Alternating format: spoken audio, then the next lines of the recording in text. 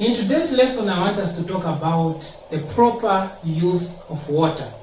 So many people have actually gone into the grave due to lack of knowledge. And at least inspiration makes it very clear to say so many of the people that have gone in the grave that we have buried, when God examines using his lens, when he does a post-mortem, at least he concludes that they committed suicide. Now, it might be known to us who remained that these people actually died because of diabetes, because of arthritis, because of fibroids, because of hypertension, because of ulcers. But according to God's lens, when he examines their lifestyle, how they lived, the conclusion, the results come out as committed suicide. Now, ignorance is in two forms. The book of Acts chapter 17, reading on verses 30, the Bible makes it very clear that in the time of ignorance, God winked at, meaning you didn't have an opportunity to know. In those cases, God overlooks. But the moment that you come to the knowledge, he expects you to raise the standard, to raise the bar, so that you start living according to the light that he has given you. The book of Hosea also gives us another type of ignorance, where the Bible says, "My people perish for lack of knowledge." People, knowledge comes to them, but they reject knowledge. The Bible makes it very clear that the result of that type of ignorance is perishing. Now, we know of so many people who have actually died. Others are sick. Yet in our homes, there are plenty of resources that can be used to help these people. It could be you who is watching. You are sick. And you've tried so many things. You've tried the patented poisonous nostrums that the hospitals have given to you. You've drank them for quite a long time, and you realize nothing is actually changing. It is like repeating, going through the cycle over and over, and nothing is happening. You know, God has provided natural remedies that we can use. All we need is knowledge. Brothers and sisters, knowledge is what we need. So today I'm going to focus on what? On water. Now, when we talk about water, you'll get to realize that water is a readily available resource. Our earth is covered with water. Your body, at least 60%, approximately 60% of your body weight is water. That tells you how much your body is attracted to water and how much you need water. Water can be used in different ways. You can use it to prevent disease. You can actually use it to provide an environment through which your body can heal itself. Remember, we have been talking about the body being its own doctor. The body, the way God has created it, he has put in it an inbuilt mechanism through which it heals itself. You sustain a cut on your hand. That cut, after 3 days, you get to realize that it begins to reduce in size. Who is helping it? The inbuilt mechanism that God has put in the body. So you just need to give the body the right condition and it will actually heal itself. Particularly today, when talking about water, I want us to focus on what is known as contrast bath. A contrast bath. This is something that you might have heard of, or perhaps you might not even have heard of it. Contrast bath. This has helped so many people. You know, back in the days, history makes it very clear how hydrotherapy has been used to help the body recover or heal itself. Hydrotherapy is one of the therapies that was used back then, and even now it's being used because it has not lost its significance to heal disease, the body healing itself.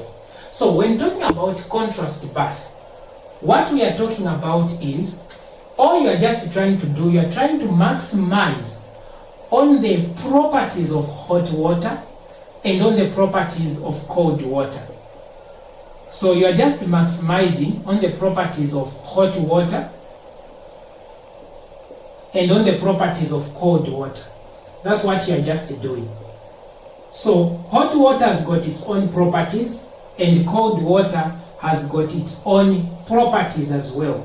So if you know the properties of hot water, and you also know the properties of cold water, you can apply that wisdom in making sure, that common sense, in making sure that you harness the properties of hot water and you harness the properties of cold water in order to help the body heal itself. So now, what you need to understand is that this hot water and cold water, you are applying it on the surface. So today we are just talking about applying water on the external part of our body, the external surface. Now, hot water has got it's a vasodilator. It's a vasodilator. So hot water has got vasodilatory effects, while cold water has got constrictive effects. So it is a vasoconstrictor. A vasoconstrictor. So what these terms mean, vaso just means blood vessel, and dilator means to dilate, to increase in size. So hot water, what hot water can do, if you apply it on the surface, if this, an example, is your blood vessel, this is the lumen of your blood vessel, and this is blood passing in this blood vessel. That is when your body has not been disturbed in any way, there is a normal balance in your body. The moment you just apply hot water on the surface of your body, what hot water does is that it increases the diameter of your blood vessel. It increases the diameter of the blood vessel. So what you notice is that the amount of blood that is now going to flow in this blood vessel, the amount increases. This amount of blood is going to increase. So that's what happens when you actually put water, when you apply hot water on your body. When we talk about a vasoconstrictor, if this is the lumen of your blood vessel, your diameter, the moment you apply cold water on your body, what happens is that this lumen actually decreases. But this decrement, it will happen after 30 seconds. I'll explain that in a moment. So when you apply cold water is a vasoconstrictor. It reduces the diameter of your blood vessels, meaning you have less blood passing. Now, what you need to understand at this point is that because hot water is a vasodilator, it increases the lumen of a blood vessel. What is happening is that a lot of blood is flowing in these blood vessels because you have applied hot water. So when a lot of blood is flowing, blood carries it carries oxygen, it carries carbon dioxide, it will carry wastes that are not needed in the body. It is going to carry water, it is going to carry white blood cells, it's going to carry nutrients. So if you apply hot water to a part that has been affected, a lot of blood is going to flow into that area, and so much oxygen is going to go into that area, so much water is going to go into that area, so much nutrients are going to go into that area. You have your white blood cells, which are your soldiers, are going to go into that area to help that area. That is you just applying hot water. So because a lot of blood is moving, blood vessels have increased in size. That means here what is happening is that the hot water has got a stimulatory effect. It has got a stimulatory effect. Now, this stimulatory effect of hot water lasts for 3 minutes. So after 3 minutes, hot water begins to have a depressing effect. So if you want to harness much of the vasodilatory effect of the water, of hot water, you need to apply it on that part for 3 minutes.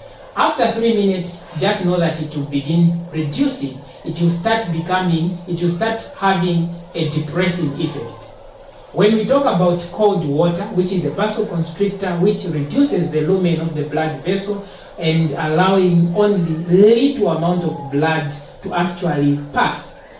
How cold water works is that the first 30 seconds, when you pour water on yourself, even when you are taking a shower, the first 30 seconds, you realize that your response to the cold water is stimulatory, is as a result of the stimulatory effect of cold water.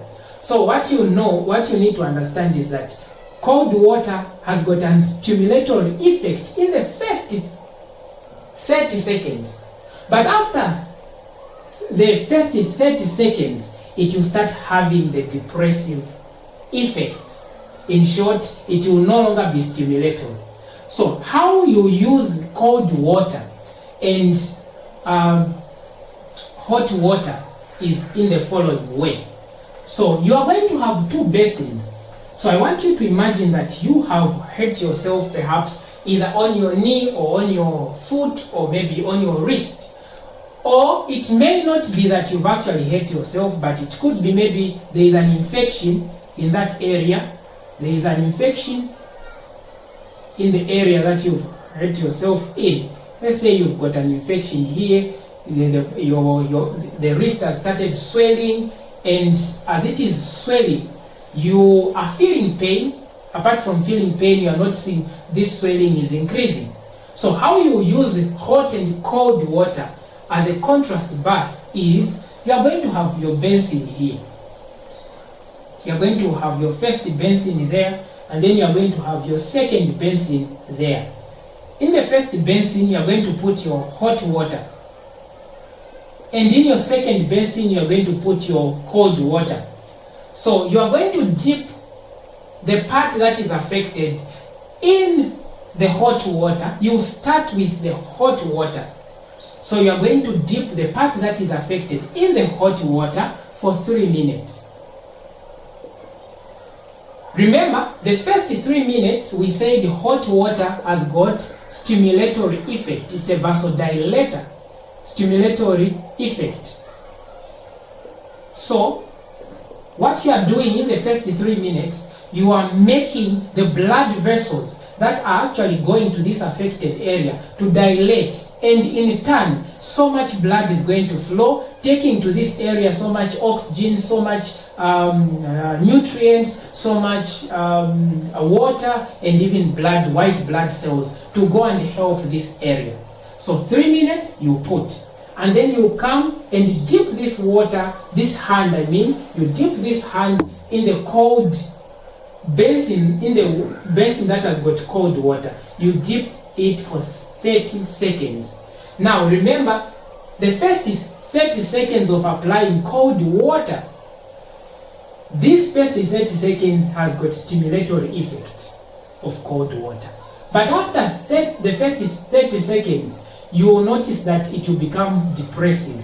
So you would want to use the first 30 seconds, that's what you want to use, of cold water, in the first 3 minutes. So you dip your hand in the hot water for 3 minutes, and then you remove it, and you bring it and dip it in your cold water for 30 seconds. After 30 seconds, you remove it and put it again in hot water. You can do even 3 to 4, actually 4 to 5 cycles.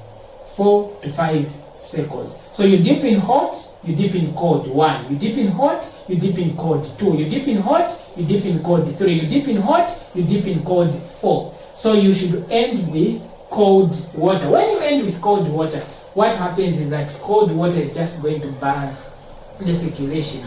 In other words, because the moment you just start doing the contrast bath, remember, you are disrupting the flow of blood.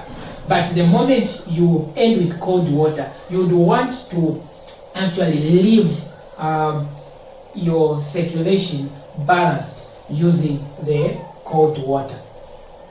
So you can actually use this in so many conditions. There are so many conditions that you can apply this contrast bath. You can use it in case of an inflammation, there is a swelling there, you can apply it, use it. In case of arthritis, you can apply, use it.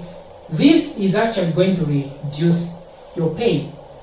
It is one of the most important resources that God has given us that you can use as a pain killer. Instead of taking the patented poisonous nostrums that are called pain killers or that are given, you can actually use the natural way to reduce your pain. To people who've got fibroids, you can actually do the same. We'll talk about that in another video. To people who've got endometriosis, you can do that. To people who've got polycystic ovarian syndrome, you can do that. To people who are having pain, you've injured your knee or ankle, you can actually do this contrast bath.